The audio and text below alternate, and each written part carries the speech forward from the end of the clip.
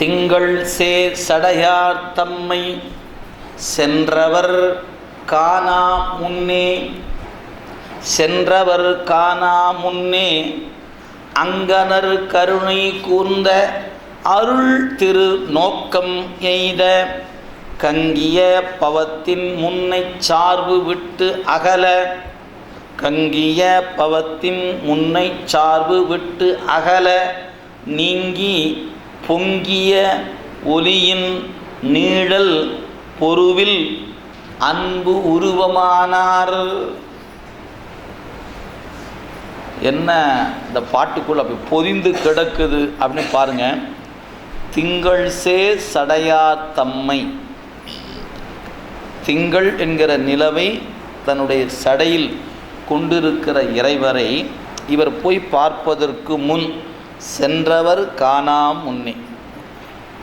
இது உண்மையிலேயே இது திண்ணனாருக்கு மட்டும் இல்லைங்க, நமக்கும் பொருள். அதுனையா நமக்கும் பரவாயில்லையே அப்படின்னுக்கலாம்.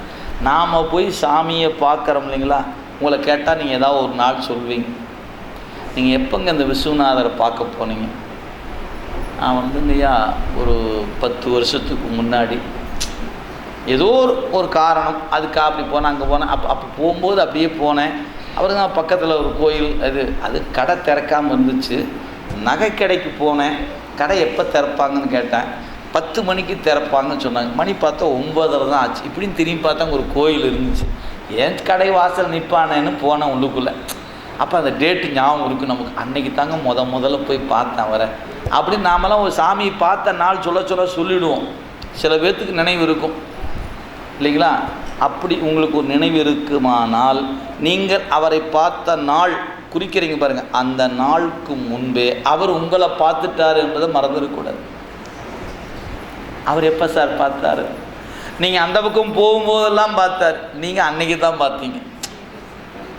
புரியுதா உங்களுக்கு? நீங்கள் அன்னைக்கு தான் பார்க்குறீங்க. அவர் எப்போவோ உங்களையே தான் பார்த்துக்கிட்டே இருந்தார். அவர் ஏன்டா போகிறானே வரானே போகிறான். ஏன் அந்த நகைக்கடைக்கு எத்தனை தடவை நாம் போயிருப்போம். அத்தனை தடவை கதவு திறந்துங்க நேராக கடைக்குள்ளேயே போயிட்டோம், கோயிலுக்கு வரல. இன்னைக்கு கொஞ்சம் திறக்கலை, கொஞ்சம் முன்னாடி வந்துட்டோம் போல் இருக்குது, அதுக்காக கோயிலுக்குள்ளே போனேன். நான் ஏன் கோயிலுக்கு போனேன்? கடை திறந்துருந்தால் நான் பாட்டுக்கு போய் நகையை வாங்கிட்டு வந்திருப்பேன். கடை சாத்தி இருந்ததுனால கோயிலுக்கு போனேன். அப்போ எத்தனை தடவை நகைக்கடைக்கு போகணுமோ அப்போல்லாம் அந்த வழியாக தானே போயிருப்போம். அப்போல்லாம் சாமி நம்மளை தான் பார்த்துட்டு இருந்தார், நாம் தான் அவரை பார்க்கல. இதுதாங்க உண்மை. இது உங்கள் அறிவுக்கு எட்டுமான்னு தெரியும். எட்டுச்சுன்னா மகிழ்ச்சி.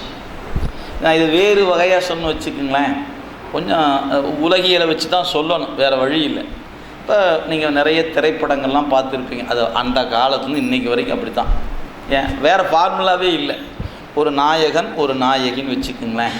இப்போ ஒரு நம்ம இன்றைக்கி ட்ரெண்டை வச்சு சொல்லுவோம். ஒரு பேருந்து, அதில் அந்த நாயகி அவங்க வராங்க. இந்த நாயகன் அந்த பேருந்து நிறுத்தத்தில் நிற்கிறான், பார்க்குறான்.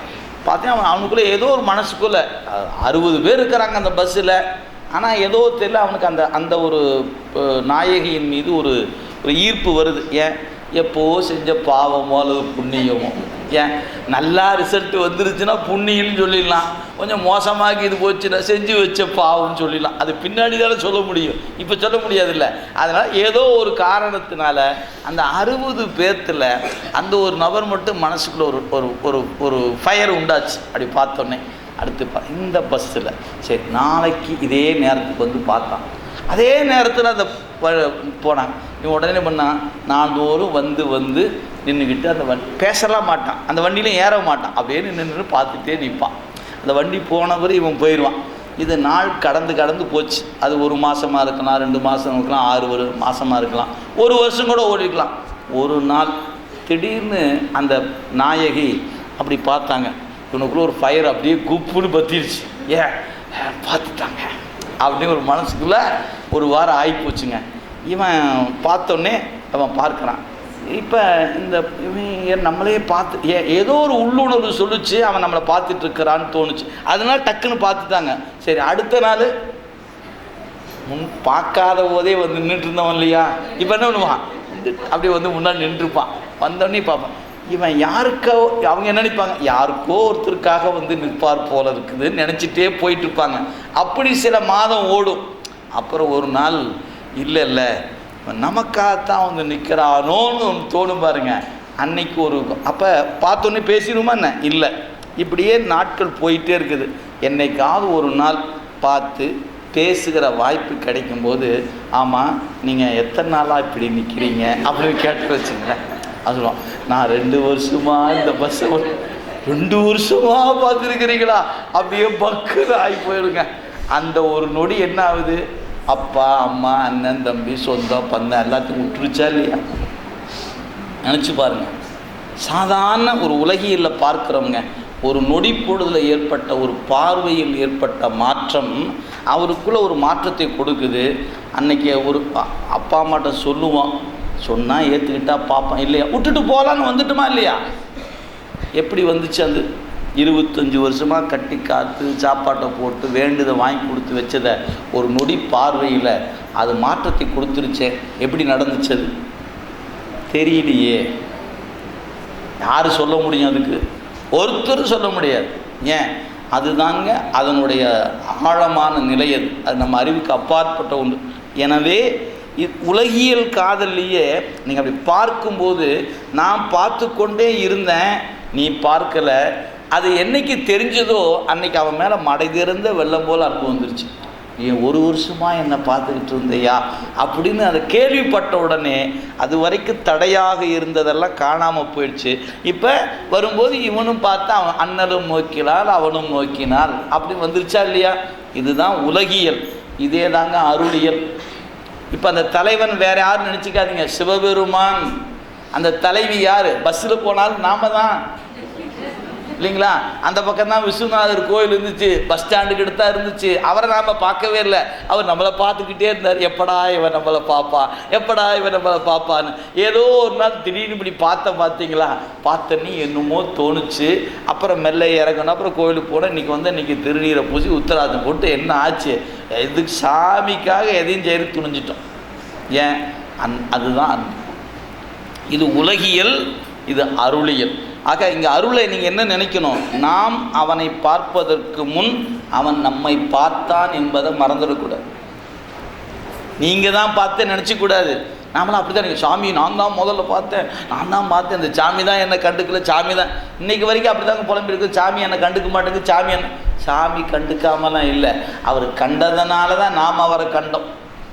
அவர் நம்மளை கண்டுக்காமல் இருந்திருந்தா அந்த பஸ்ஸில் போன 1000 பேர்த்தில் 1,00,000 பேர்த்தில் நாமளும் ஒரு ஆளாக போயிட்டு இருந்துருமே ஒழிய இறங்கி சாமியோட போயிருக்க மாட்டோமே. எப்படி வந்துச்சு இந்த மாற்றம்? அவர் நம்மை பார்த்ததுனால வந்த மாற்றம். அதை தான் இங்கே வச்சு காட்ட போகிறார். இப்போ இவர் போய் அவர் பார்க்க போகிறார்.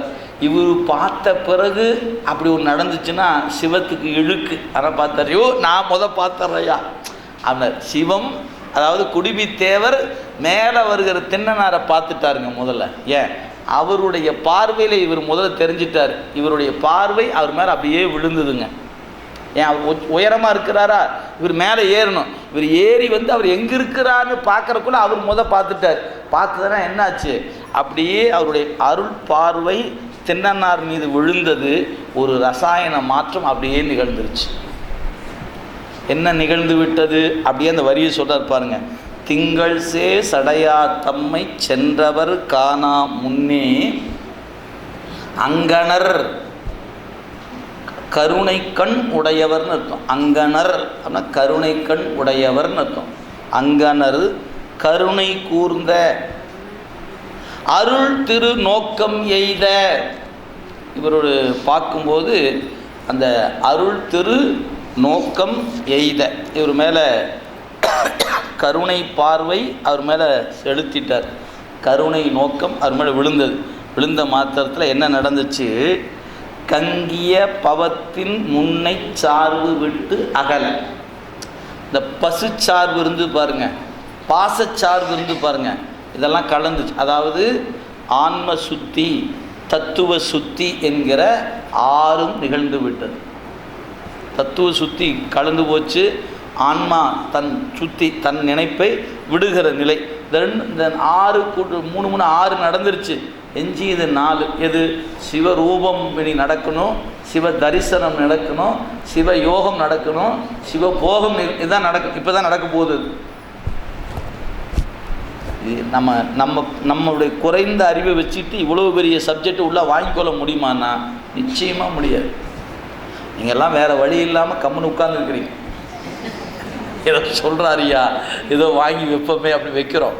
உண்மையிலேயே அதை அப்படியே வாங்கி வைக்கக்கூடிய அளவுக்கு நம்முடைய அறிவின் திறம் அவ்வளோ இல்லைங்க. ஒரு எல்கேஜி குழந்தைகிட்ட போய் யூனிவர்சிட்டி பாடத்தை நடத்தினா எப்படி இருக்கும்? அந்த மாதிரி இருக்கு. சேக்கிழார் போல் இருக்கும் சொன்னால் விளங்கிக்கலாம். நம்ம போய் எங்கே போய் விளங்கிக்கிறது? நமக்கு அப்படித்தான் இருக்குது, வேறு வழி இல்லை. இது தாண்டி இந்த பாடம், இந்த கண்ணப்பர் புராணம் நம்ம அறிவுக்கு அப்பாற்பட்ட ஒன்று. எனவே கண்ணப்பரை வணங்கி கொள்கிறோம். நம்ம அடுத்த புராணத்துக்கு போயிடலாமா? அவன் பரவாயில்ல தான், ஆனால் அது விட்டுட்டோமே, படிக்கலையேன்னு ஆகிட முடியாது. சும்மா அதுக்காக சும்மா அப்படி படிச்சுட்டு இதெல்லாம் இருக்குது சொல்லிக்கிட்டு வரோம். ஆனால் இது அனுபவ நிலை என்பது வேறு. ஆனால் சொன்னார், கங்கிய பவத்தின் முன்னை சார்பு. நீங்கள் திருக்குறள் படித்து சார்பு அப்படின்னு திருக்குறள் அதிகாரம். சார்புனா என்னென்ன? நம்ம நேற்று வரை இருந்தது பாசச்சார்பு. இப்போ நான் என்கிற முனைப்பு பசுச்சார்பு. அவர்கிட்ட போய் ஒன்றுதல், அது பதிச்சார்பு. எனவே பதியை சார்ந்து விட்டால் பாசமும் பசுவின் சார்பும் விட்டு போயிடும். இதுதான் அடிப்படை. எனவே முன்னை சார்பு விட்டு அகல, கங்கிய பவத்தின் முன்னை சார்பு விட்டு அகல நீங்கி பொங்கிய ஒளியின் நீழல். அப்படியே சிவத்தினுடைய கருணை வெள்ளம் இருக்கு பாருங்க, அந்த நீழல்ல இவர் மேலே அந்த அருட்பார்வை விழுந்ததுனால என்ன ஆனார்னு கேட்டால் அன்பு உருவமானார். என்னது? என்பு உருவம். இப்போ என்ன ஆகி போச்சு? அன்பு உருவம் ஆயிடுச்சு. அந்த வரியை, அந்த சொல்ல மட்டும் அடிக்கோடு போட்டு வச்சுக்கோங்க. அன்பு உருவமானார்.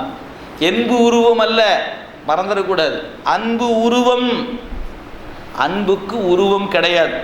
நீங்கள் இலக்கணம் எடுத்து படிங்க. அன்புக்கு உருவம் கிடையாது, அது பண்பு பெயர் என்று பெயர். அன்புனா என்ன?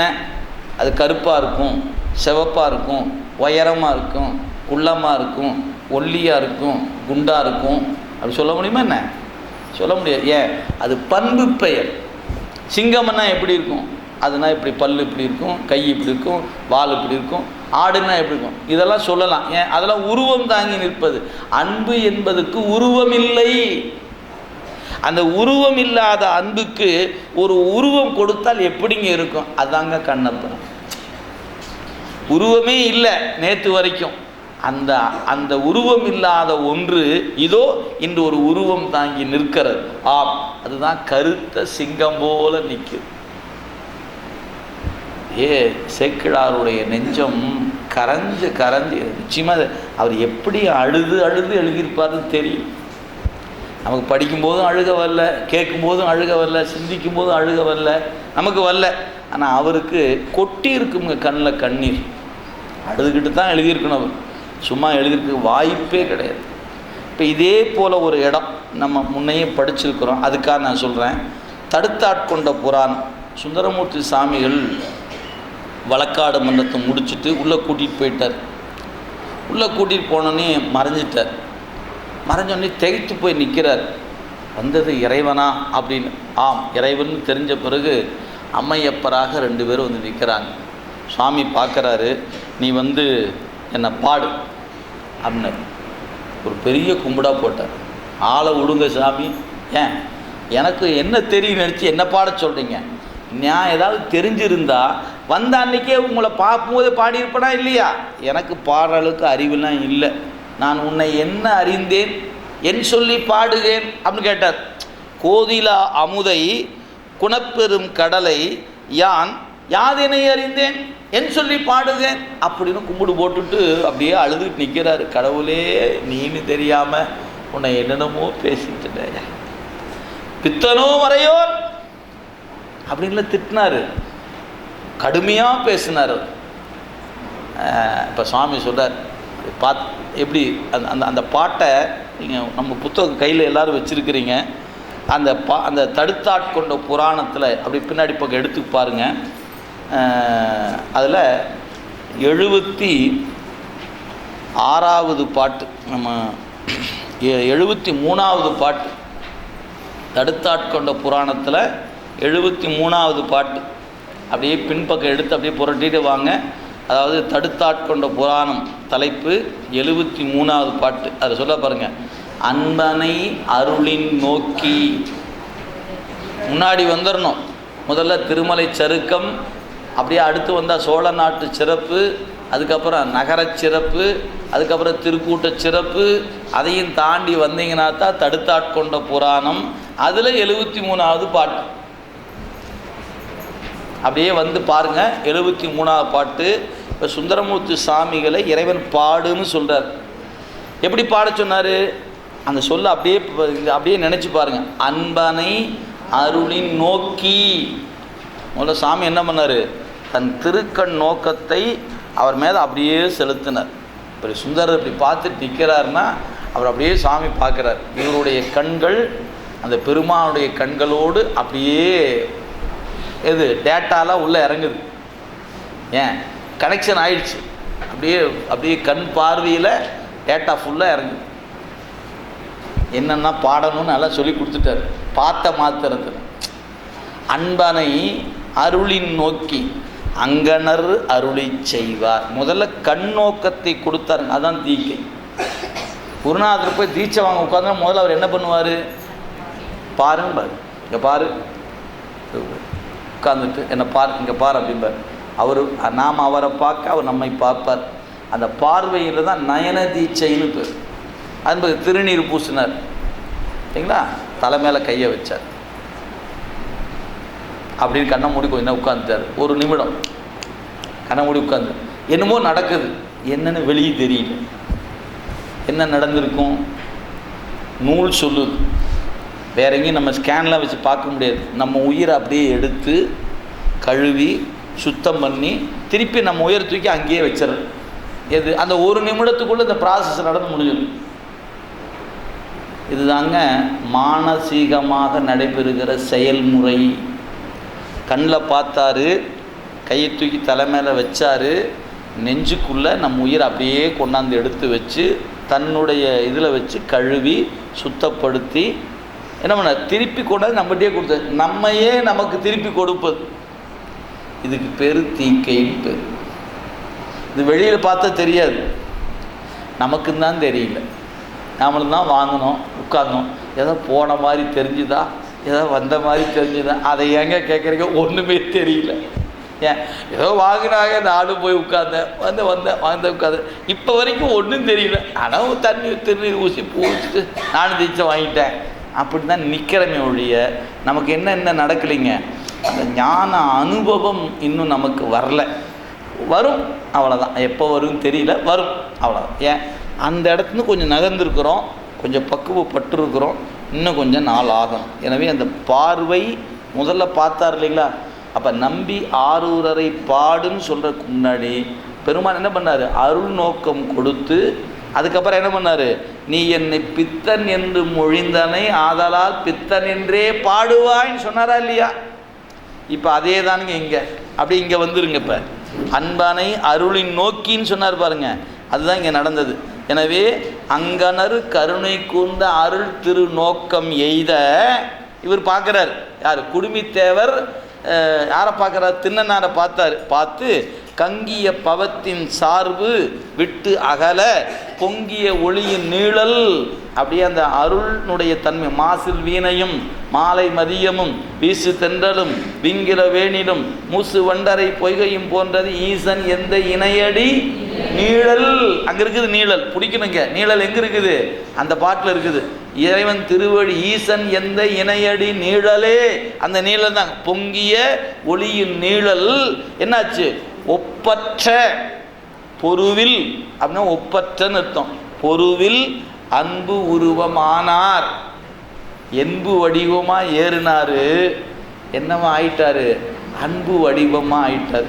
ஸோ இந்த குடுமித்தேவர் காணுவதற்கு முன்பாகவே இவர் அன்பு வடிவம் ஆயிடுச்சு. அப்போ இவரை பார்க்கறக்குள்ளே எல்லா ப்ராசஸும் செஞ்சு முடிச்சுட்டார் சுவாமி.